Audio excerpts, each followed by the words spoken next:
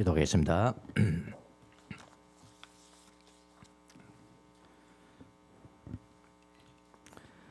자비로우신 주님, 우리를 불쌍히 여겨주셔서 이곳에 모아주시고 주의 말씀 들려주시니 감사합니다. 믿음의 은총을 우리에게 허락하여 주셔서 주님이 하신 말씀 믿어지게 하시고 오늘 들려진 말씀 믿어지게 하시고 실천하게 하시고 그 말씀 사랑하면 살아가는 귀한 종들이 될 수 있도록 은총을 내려 주옵소서. 감사하고 예수님의 이름으로 기도합나이다. 아멘. 마태복음 25장 전체는 세 가지의 비유로 되어 있죠.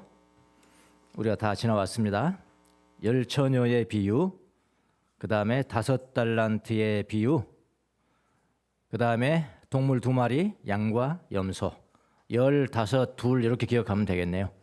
25장은 예수님이 종말을 살아가는 제자들에게 어떻게 삶을 살아야 될 것인가를 말씀해 주는 진수예요.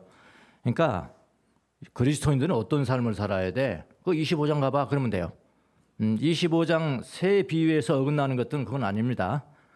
예수님 말씀이 어긋난 건 아니죠.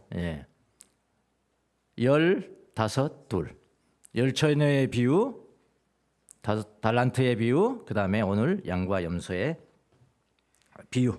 그러니까 전체적으로 종말을 살아가는 우리 그리스도인들의 삶의 태도에 대한 예수님의 말씀입니다. 그래서 우리 그리스도인들이 어떻게 살아갈 것인가에 대해서 초점을 더 두어야지, 자기 할 일은 안 하고 고봐 너 그렇게 하면 심판받는다잖아, 심판 이렇게 하면은 그 성경을 잘못 본 거예요. 오히려 25장은 믿는 사람들이 어떻게 행동할 것인가를 이야기해주고 있는 겁니다. 그날을 준비하면서, 예수님이 오시는 그날을 준비하면서 지금 어떻게 살아갈 것인지를 가르치는 말씀이에요. 그래서 본문을 전달할 테니까 10처녀, 5달란트, 그 다음에 2양 오늘 말씀, 그런 것들을 해석하고 전달을 할 때 두려움을 조장하는 심판 중심이 아니어야 해요. 심판 중심이 아니라 예수님을 닮은 삶을 살아가야 한다는 것에 초점을 맞추고 전달을 해야 합니다. 그런데 그 반대로 해요, 많은 목사님들이. 아쉽죠? 아쉽습니다. 10처녀의 비유는 우리가 한번 잠깐만 보겠습니다. 10처녀의 비유는 뭐였죠? 여분의 기름을 준비하고 살아가라는 말씀이었어요. 그래서 그 여분의 기름이라는 게 뭐냐?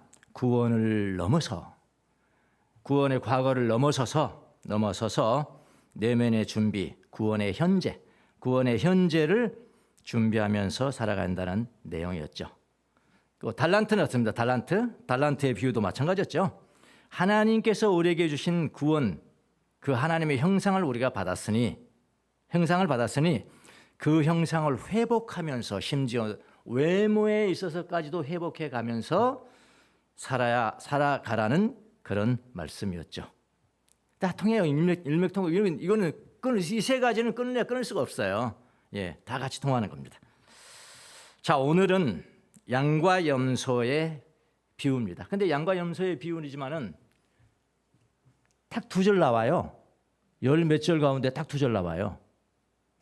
그러니까 양과 염소가 어떻게 다르냐, 막 그거 분석하라는 건 아니겠죠, 이거. 아닌 거예요. 분명히. 딱 한마디로 말하면 양과 염소 구별하기 엄청 쉬워 이런 이야기입니다. 엄청 쉬워. 딱 보면 알아. 딱 한 번만 보고 100% 맞춰버려. 그거거든요. 자, 그러니까 양과 염소의 비유. 이 양과 염소의 비유도 마찬가지잖아요. 양으로 살아가니까 오른쪽에 있는 사람들처럼 살아가라는, 그러죠? 왼편에 있는 염소 말고, 왼편에 있는 사람들처럼 말고 그렇게 살아가라는 말씀이에요. 그래서 오늘 본문은 25장 전체의 결론 부분에 해당을 합니다. 결론이에요, 결론. 10처녀 비유나 달란트 비유는 성도들이 종말을 살아가면서 어떤 태도로 살아가야 되는 것에 대해서 이야기를 하는데 상당히 추상적이었죠. 추상적이고 상징적으로 이야기했어요. 그러니까 이제 이렇게 말하면 이제 메신저들이 힘들죠. 연구해야 되죠. 헬라어 연구해야지, 뭐 연구해야지 그렇게 돼요. 그런데 오늘 전하는 양과 염소만 비교해요. 그거만 이야기하고 그 다음에는 다 사람들, 오른쪽에 있는 사람들, 왼쪽에 있는 사람들 이렇게 나가거든요. 직설적이죠. 직설적이돼요. 예. 앞에 두 개는 상징적이었는데 오늘 양과 염소의 비유는 상당히 직설적으로 표현을 했습니다. 그래서 오늘 본문 양과 염소의 비유는 열처녀의 비유도 이미 포함되어 있고요. 거기 다 포함되어 있고요.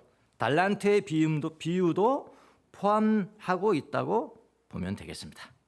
그러니까 열처녀의 비유, 달란트의 비유, 양과 염소의 비유는 모두 연결된 고리예요. 연결된 고리고 마지막에 예수님이 그래도 못 알아들을까 봐 내가 직설적으로 이야기할게. 그런 거 아닙니까? 직설적으로 상징적으로 안 할게. 내가 직설적으로 이야기할게. 마지막에 양과 염소의 부분은 그렇게 된 겁니다. 자, 그러면 양과 염소의 비유로 돌아가 보겠습니다. 그날에 인자가 와서 임금의 보좌에 앉아 우리 성경 읽은 겁니다. 모든 민족을 자기 앞에 부른다는 거예요. 여기 인자예요. 인자가 임금이에요. 이거 상징 아닙니다. 이거 예수님 오실 때는 인자하고 임금으로 오시는 거예요. 왕 중의 왕으로 오시는 거예요. 임금의 보좌에 앉아 모든 민족을 자기 앞으로 불러놓고 그들을 가른대요. 사람들을 가르는 거예요. 의인이냐 불의한 사람이냐, 믿는 사람이냐 믿지 않는 사람, 이걸 가른다는 거예요. 가를 것이다. 주님의 뜻대로 삶을 살아왔는지 아닌지를 가를 것이라고 말을 합니다. 근데 가를 때 뭐라고 하면 요거만 이제 비유로 했어요. 이거만 가를 때 마치 그랬잖아요. 뭐뭐 같다는 것이니까 마치 목자가 양과 염소를 가르듯이 할 것이라고 말합니다. 이게 이제 32절 33절 32절 33절에만 양과 염소가 나옵니다. 그리고 거기 두 군데밖에 안 나와요. 양과 염소는요. 그리고 34절부터 46절까지 오늘 끝까지 양과 염소라는 단어는 나오지 않습니다.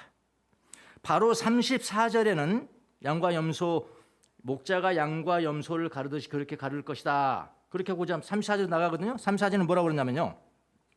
이렇게 써요. 자기 오른쪽에 있는 사람들에게라고 말합니다. 34절 보면 자기 오른쪽에 있는 사람들에게라고 이야기해요. 41절도 마찬가지. 41절. 또 왼쪽에 있는 염소가 아니고요. 왼쪽에 있는 사람들에게. 맞죠? 사람들에게라고 묘사를 합니다. 근데 원래는 어떻게 말해야 돼요? 양과 염소의 비유를 했으면은 원래는 이렇게 말해야죠.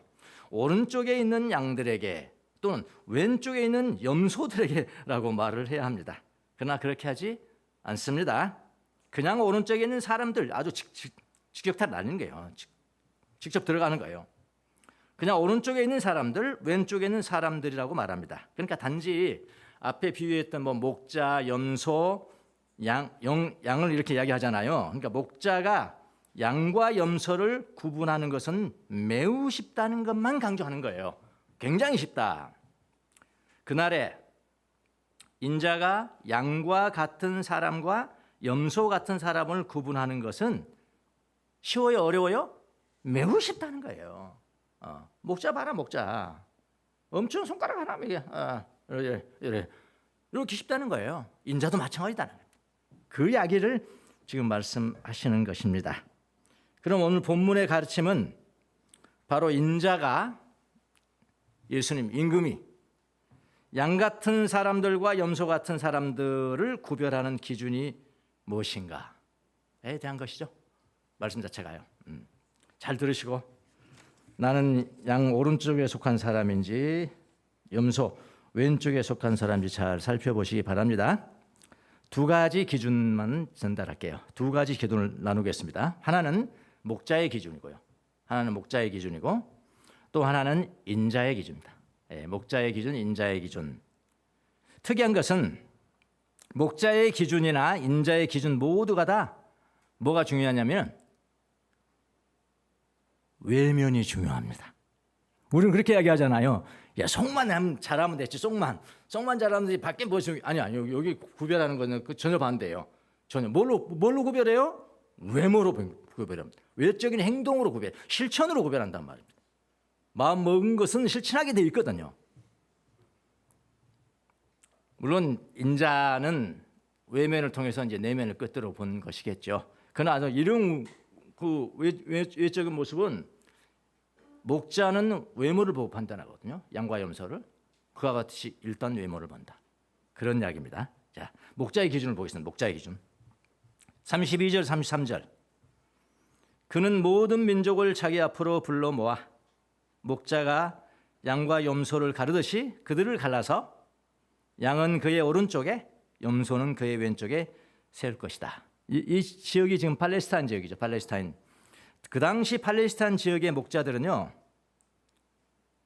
양과 염소를 같이 이렇게 혼합해서 기렀다고 그래요. 혼합해서 기르고 이제 저녁이 되면 어떻게 되냐면은 저녁이 되면 양과 염소를 갈라요. 염소는 어디를 좋아하냐면은 따뜻한 곳을 좋아합니다.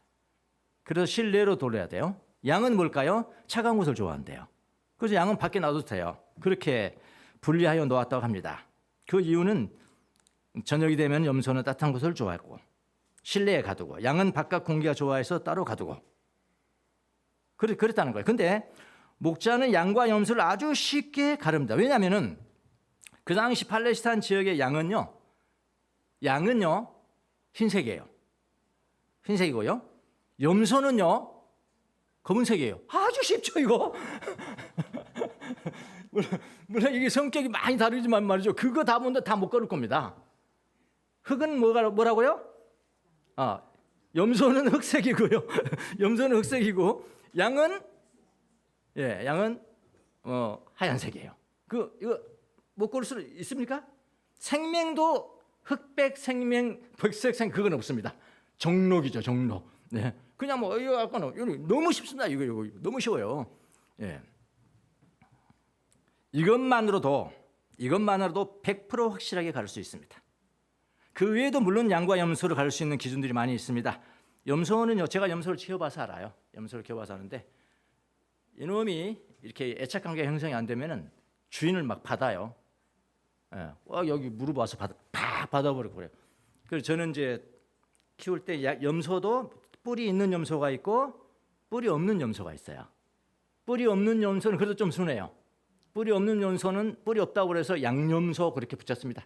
사람들이 역시 전문가가 아니고 우리 시골 사람들 그래서 난 양염소를 키웠지. 예. 근데 좀 사납습니다. 때론 주인을 들여받기도 하고 모든 풀밭을 황폐하게 만들기도 해요.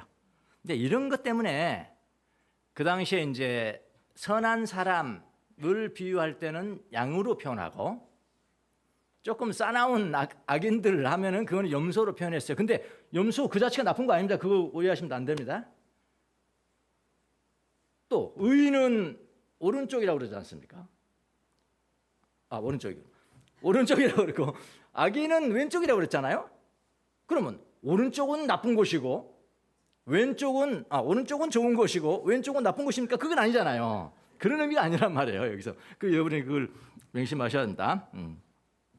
예, 털은 지금 염소입니다. 털은 짧고 거칠다. 빽빽한 털이 없다. 뿔은 대체로 수직으로 곱게 난다. 이런 특징들이 있어요. 얼굴 표정은 더 각지고 뾰족한 느낌의 얼굴이다. 이에 비해서 양은 온순합니다. 상당히 순종적이에요. 털은 부드럽고 두꺼운 양털을 깎잖아요. 가지고 있어서 주기적으로 깎아야 합니다. 암컷과 수컷 모두 뿔이 있기도 하지만 보통 작은 둥근 모양입니다. 얼굴 표정보다 순하고 부드러워 보여요. 양은요.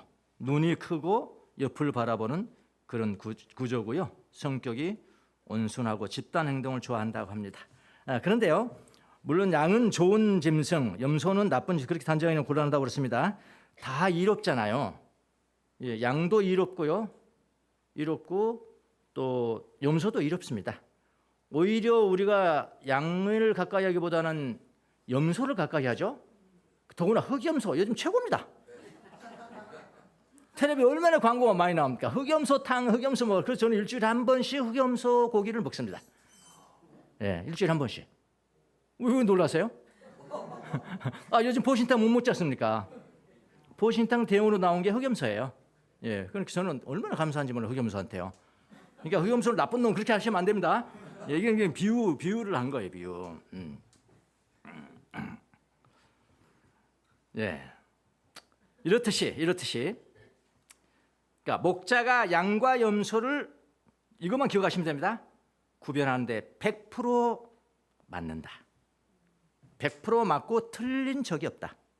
왜냐하면 까만 거, 하얀 거 구분하는데 그 쉽단 말이에요. 자, 그것만 기억하시면 돼요. 양의 기준은요, 목자의 기준은요. 자, 이렇게 목자가 양과 염소를 쉽게 구분할 수 있듯이 인자도 예수님도 다시 오실 때 인자도 그만큼 쉽게 분리할 수 있다는 거예요. 이것을 감사해야죠. 너무나 쉽게 분리할 수 있다. 인자가 보는 기준은 무엇입니까? 인자의 기준도 외모를 보는 거예요. 외적인 행동을 보는 거예요. 외적인 행동을 통해서 내면을 물론 보지만은 여기서 중요한 것은 외모입니다. 외적인 행동을 봅니다. 무엇일까요? 자비의 실천이에요.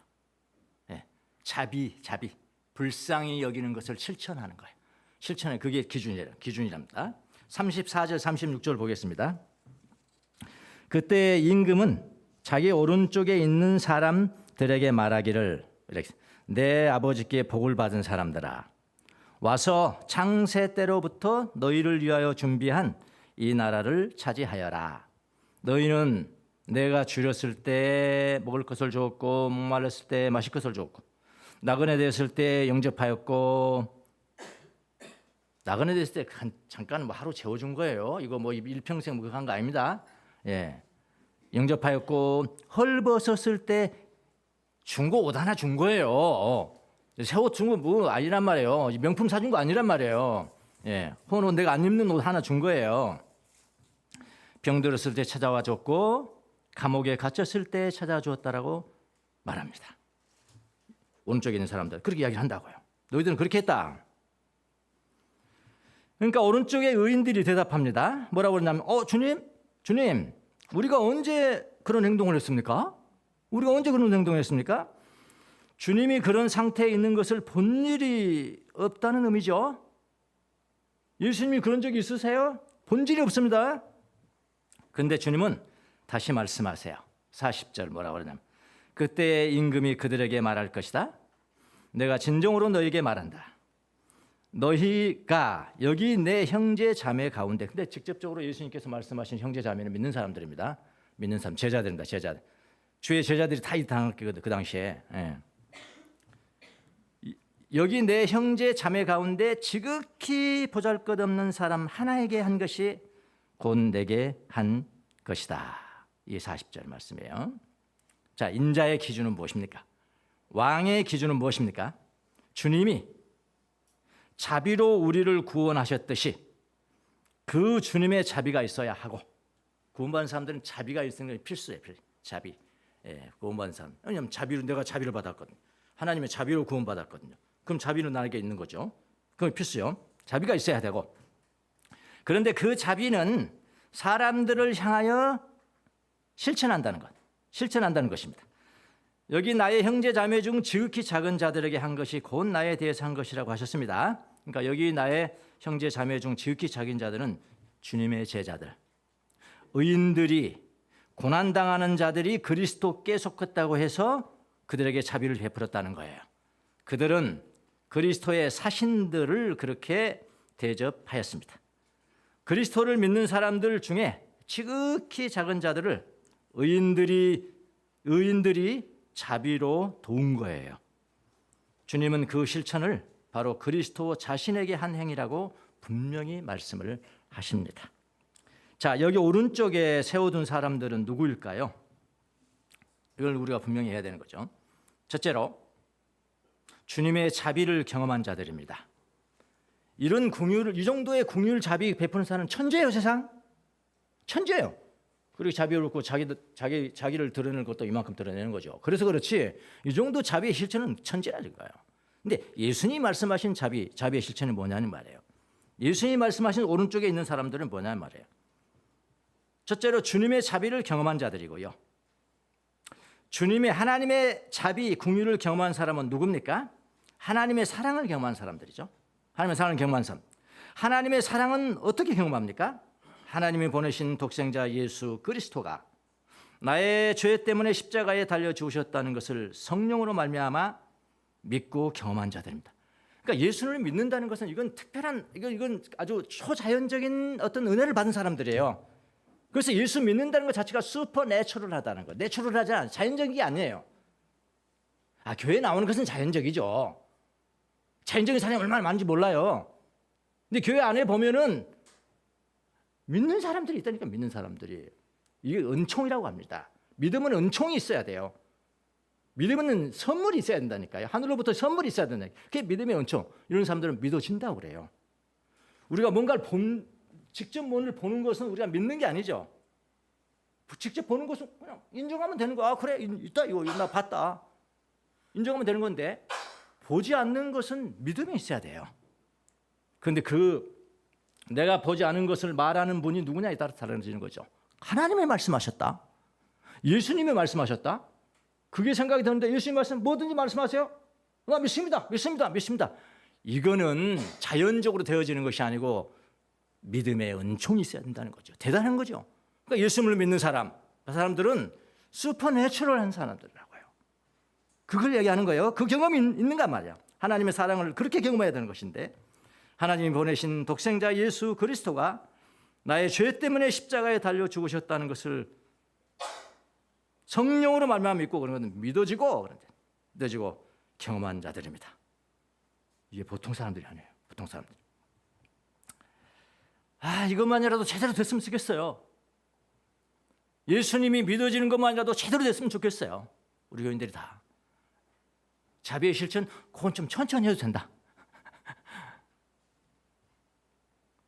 그리스도 안에서 하나님의 자비를 경험한 사람들입니다. 첫째. 두 번째로 자신이 경험한 그 하나님의 자비를 자신에게만 머물러 두지 않고 그리스도의 제자들 그리고 다른 사람들, 저는 다른 사람까지 확장합니다. 예수님께서는 여기 형제 자매라고 그랬지만은 저는 모든 사람들, 믿지 않은 사람들까지도 그렇다고 틀리지 않아요.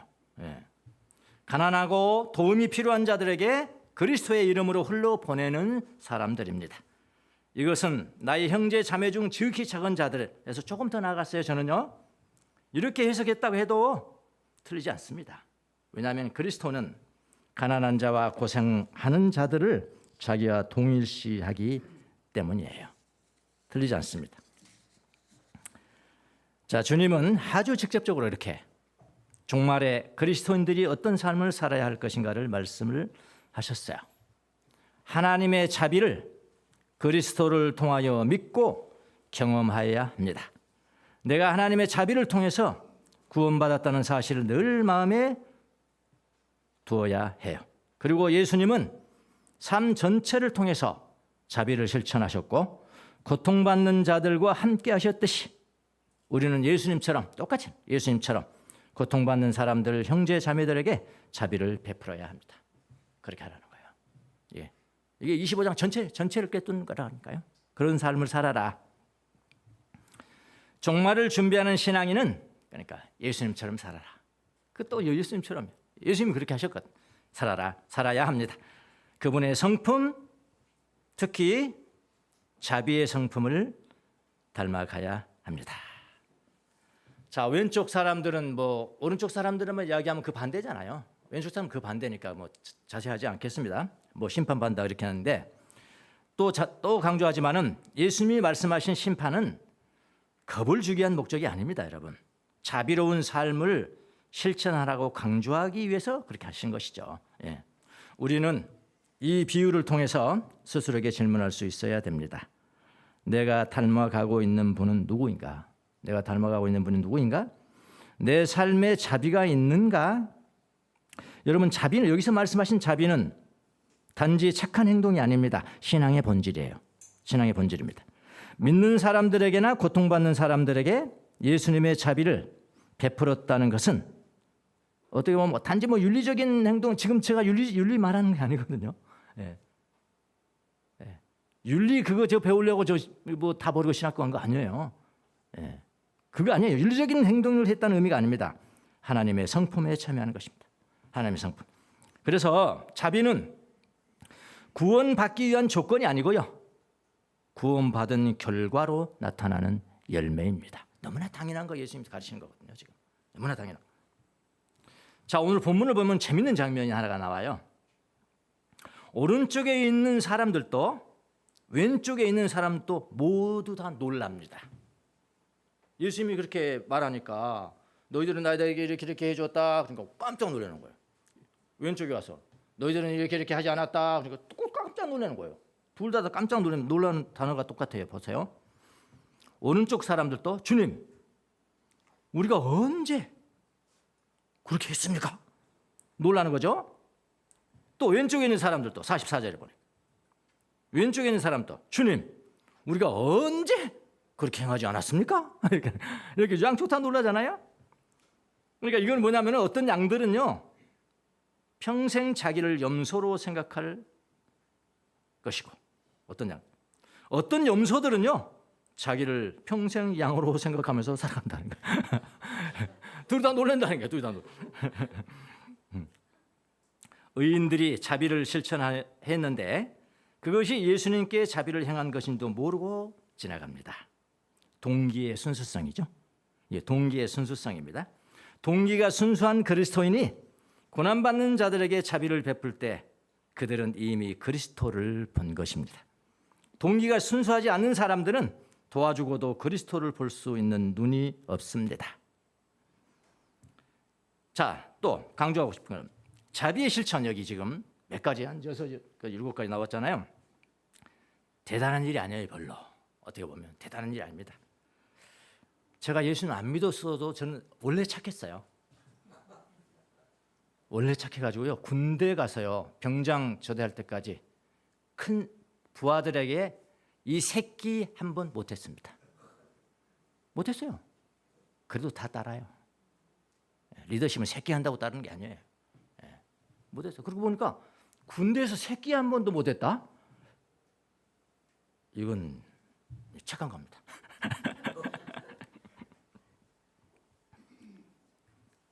그때 그 착함 가지고 이거 할 수 있어요. 제가 예수님과 관계없이 할 수 있다니까요.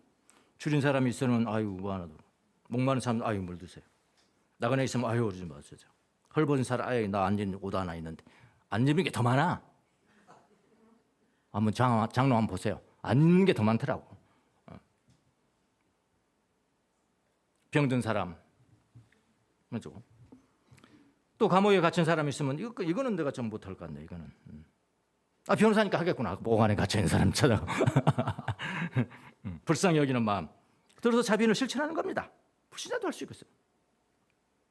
그러니까 이와 같은 일 정도는 본성적으로 착한 사람들도 할 수 있는 행위라 이겁니다. 제 이야기는.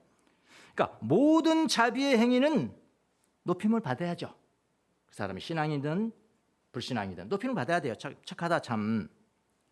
그런데 오늘 본문에서 말하고 있는 복받은 자들이 되는 것은 아니에요. 모두가 다. 주의하셔야 합니다. 자비를 실천하는 모든 사람들이 하늘이 준비한 복을 받는 것이 아니라 이미 하늘의 복을 받은 사람들이 자비를 행하는 것이라 이 말입니다. 좀 어려운가요? 이해하시나 믿습니다. 예. 주의하셔야 합니다. 34절을 보십시오. 34절. 그때 임금은 자기 오른쪽에 있는 사람들에게 말하기를 내 아버지께 복을 받은 사람들아 와서 창세 때로부터 너희를 위하여 준비한 이 나라를 차지하여라. 그러니까 하늘의 복을 받은 사람들은 그 자비를 실천하면서 살아야 한다는 교훈이에요. 이렇게 말하면 예수님을 믿지 않는데 예수님 안 믿는데 저처럼 아주 맘씨 좋은 병장 예수를 믿지 않는데 자비를 행하는 사람들은 무슨 복을 받습니까? 여러분 생각해 보였습니까? 무슨 복을 받습니까? 라고 저에게 물으실 것 같은데 저는 잘 모릅니다. 그건 잘 모르겠어요. 그러나 한 가지 분명한 것은 있습니다. 이 땅에서 준비한 복을 받지 않겠습니까? 뭐 예수님과 관계없어요. 그건 본성적으로 그렇게 복을 받는 거예요. 그 사람들도. 우리가 믿는 하나님이 준비한 그 나라를 차지하는 복과는 다른 것이라 이 말씀입니다. 이거 그냥 혼동해 버리면 안 돼요. 혼동. 뭐 그 윤리죠. 그러면 오늘 모든 사람이 그렇게 자비를 그 윤리죠. 복음이 아니죠. 자, 한번 보세요. 또 외적으로는 같은 행위예요. 외적으로는 같은 행위인데 결과가 다를 수 분명히 다를 수 있어요. 이거는요. 예. 외적으로는 같은 행위인데 결과가 다를 수가 있습니다. 행위는 같은데 결과는 다를 수가 있습니까? 있습니다. 그 하나를 제가 예를 하나 드리려고 그래요. 그 보아제 신부님이라고 계시는데 예수의 신부님이십니다. 돌아가셨지만은 이분이 이제 책을 하나 썼어요. 이분은 뭐 신학자는 아니고요, 영성가입니다. 영성가. 많은 강의와 또 영성지도 이런 걸 많이 하시고 유명해요. 기도에 관한 한. 근데 기도의 깊이가 우리 개신교에서 나온 건 그건 뭐 1 정도라면 이건 10 정도 돼요, 깊이가. 예. 그분이 쓴 게 이제 믿음의 기도라는 책인데 두껍지는 않은 책입니다. 근데 번역이 안 돼 있어서 그렇다고 제가 영어를 잘하는 것도 아니고 그래서 그럼 어떻게 하냐? 걱정할 것이 없습니다. 여러분 AI 시대에 살아가고 있지 않습니까? 뭐 그런 걸 걱정합니까? 야, 이것 좀 번역해 줘봐. 그러면 예? 번역해요. 근데 이제 이 번역이 옳은 것인지 잘된 것인지는 내가 분별할 수 있는 능력은 있어야 되겠죠.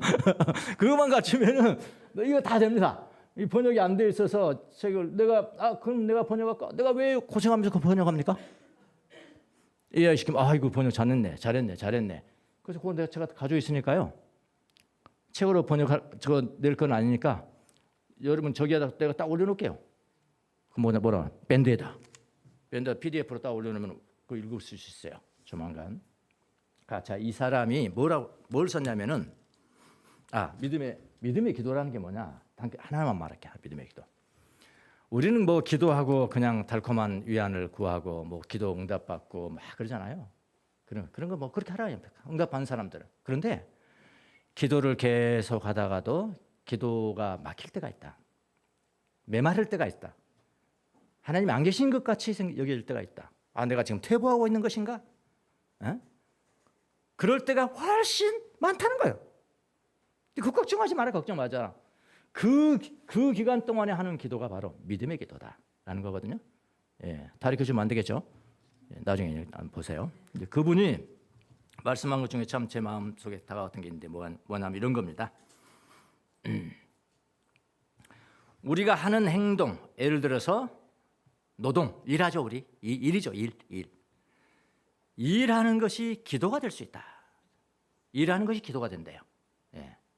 그러니까 어떤 수도원에 가면은 수도원에 뭐라고 써져 있냐면은 플랜카드로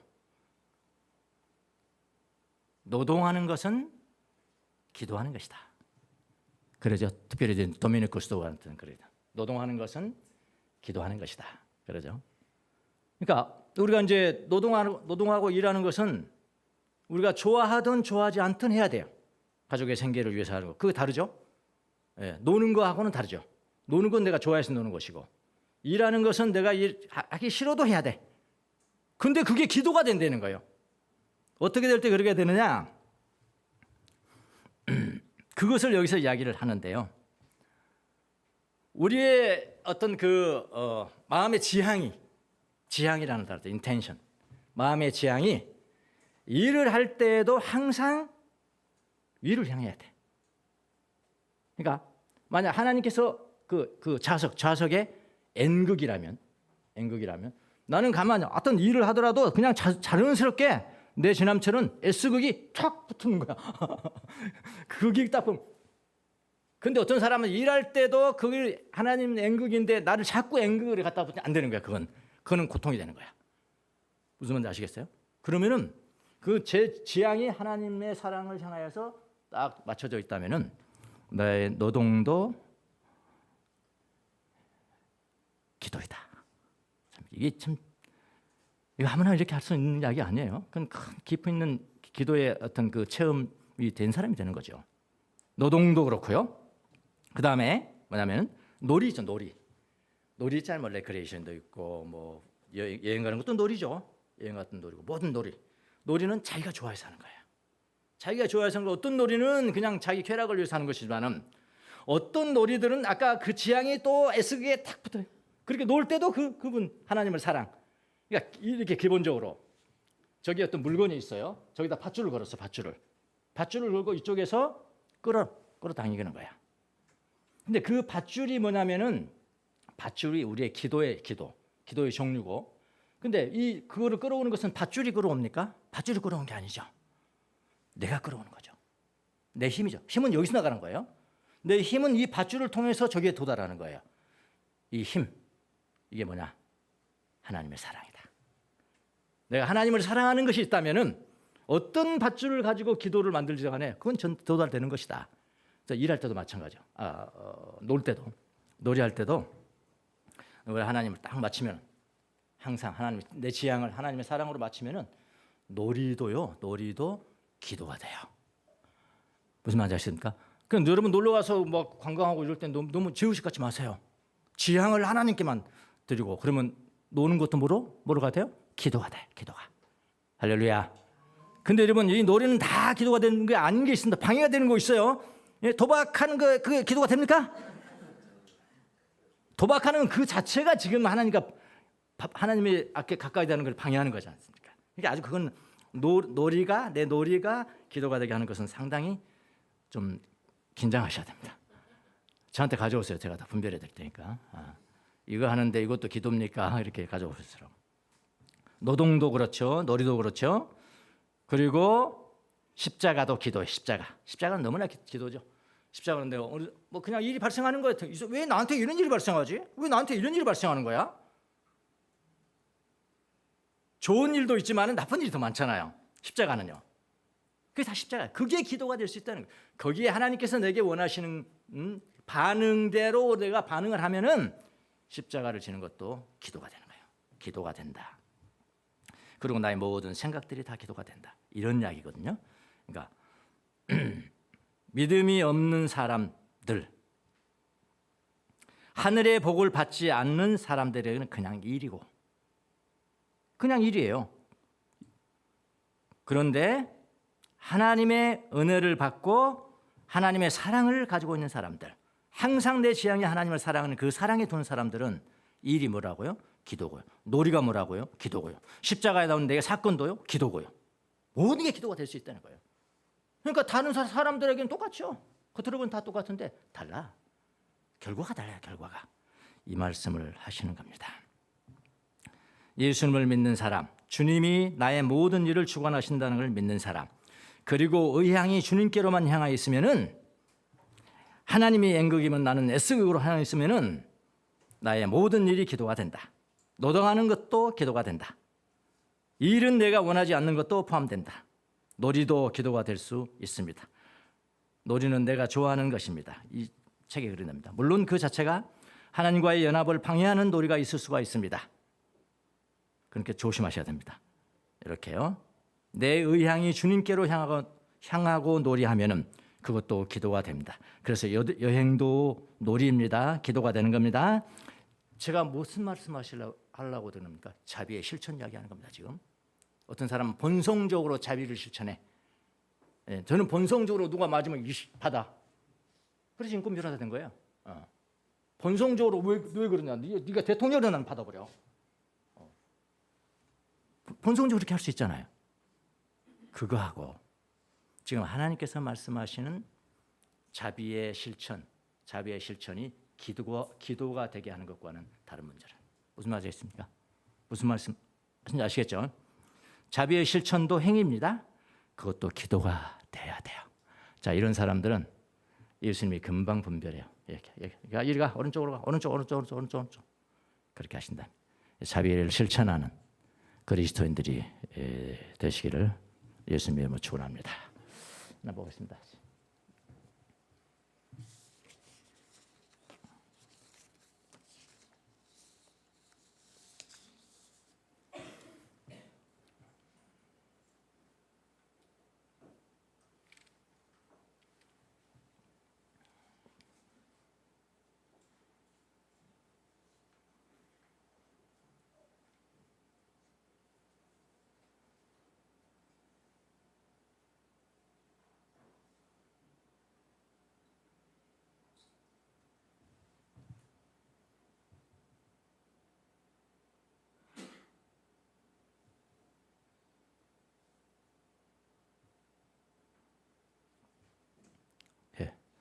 이것도 여러분 걱정하지 마세요. 주목사님 언제 섹스피어를 본?